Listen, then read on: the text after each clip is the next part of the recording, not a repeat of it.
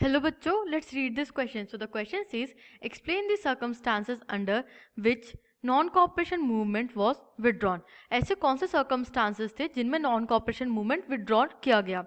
Second part is, why was the non-cooperation movement withdrawn by Gandhi ji in February 1922?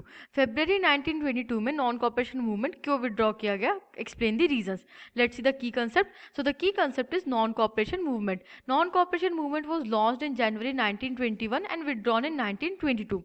Let's see our pointers. First point is, the movement was withdrawn as it was turning violent.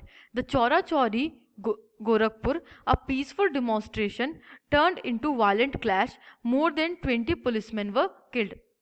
Movement को withdraw करने का एक main reason था कि वो जो movement था वो वायलेंट हो रहा था और गांधी जी के सत्याग्रह का बेसिक आइडिया था non violence movement.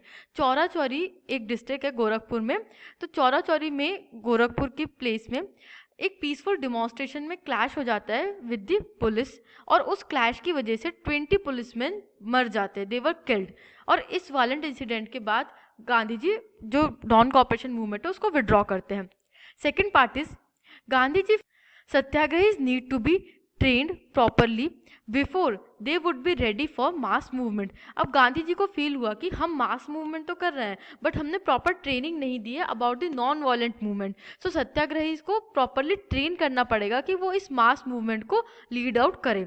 Third point is, within the Congress many leaders were tired of mass struggle and wanted to participate in elections to the provincial councils set up under Government of India Act 1919. Government of India act आता है in the year 1919 और उसके अंदर provincial council setup होती है with the Indian participation. अब कांग्रेस के काफ़ी सारे लीडर्स मास मूवमेंट से थक चुके थे. वो कहते थे कि अब हमें मास मूवमेंट नहीं करना, अब हमें इलेक्शन में पार्टिसिपेट करके प्रोविंशियल काउंसिल्स में ब्रिटिशर्स की पॉलिसीज़ के अगेंस्ट वोट करना है. Fourth point is, tribals, peasants, workers etc. interpreted the term Swaraj in their own way.